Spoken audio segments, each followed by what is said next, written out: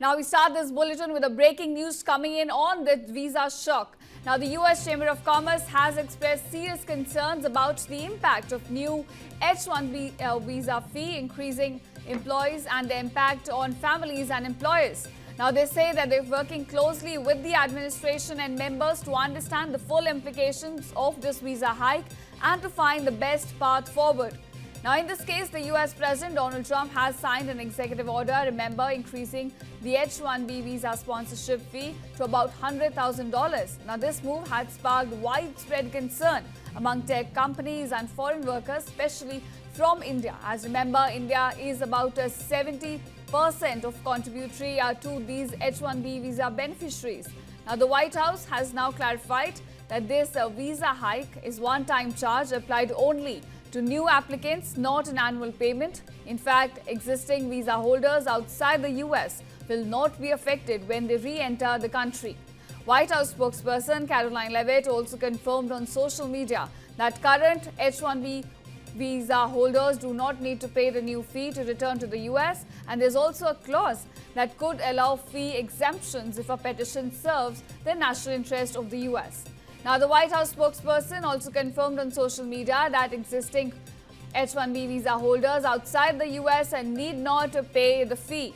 Now, this clarification, viewers, comes after initial confusion when Commerce Secretary Howard Lutnick suggested that the new visa fee could be an annual charge. In fact, several companies, including Amazon, JP Morgan, Microsoft and Goldman Sachs, all of them had since advised their employees on H-1B visas to limit international travel, for now citing ongoing uncertainty. In fact, this executive order, which was signed by President Trump late Friday, aims to protect American jobs by reducing reliance on lower-paid foreign workers. Now, meanwhile, India has also reacted to this visa fee hike, with the government now saying that it is studying the full implications of this measure, with the Indian industry already putting out an initial analysis to clarify perception around the H-1B visa program. In fact, officials here emphasized that skilled talent mobility has played a key role in technology, innovation and economic growth in both India and the US. In fact, India also warned that the move could have humanitarian consequences, disrupting families, and also urged the US to address these impacts appropriately. In fact, the Indian embassy in the US also issued an important advisory, and this is for all the Indian nationals in distress. Indian nationals seeking emergency assistance can now call or WhatsApp at their dedicated cell number, which has been put up by the embassy. In fact, for thousands of Indian tech workers and US employers now, the full impact of this rule may unfold over the coming weeks, especially during the next H-1B visa lottery round.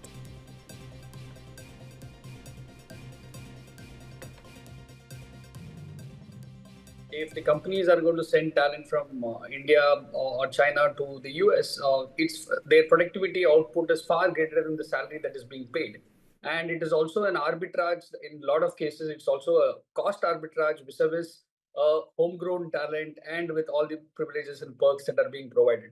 So from that perspective, I don't think it will be a large implication for businesses. Even for the Indian ITS company, the implications, as I see it, will be very, very short-term implication.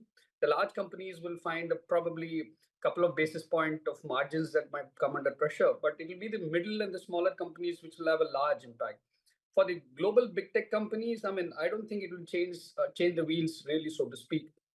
But again, I want to just step back and say, well, we're all jumping and politicking about economics. But let's face it, the American growth over the last entire century has come from immigration. The reality is across its sectors, not just Indians, the growth of all expertise has come from immigrations and their policies. So from that perspective, I think they're looking at it far differently. And how is it so different from our supposed or perceived outrage of saying that, hey, we will have reverse brain drain? If we had the wherewithal to pay for talent and treated them well in India, don't our people be staying back? That's something that our policymakers also have to think. We have cities which are unlivable, which, unless we can bring dignity back to living in India, in a lot of sense, and pay for IP, intellectual property, I don't think this politicizing other countries' conversation would really make any difference.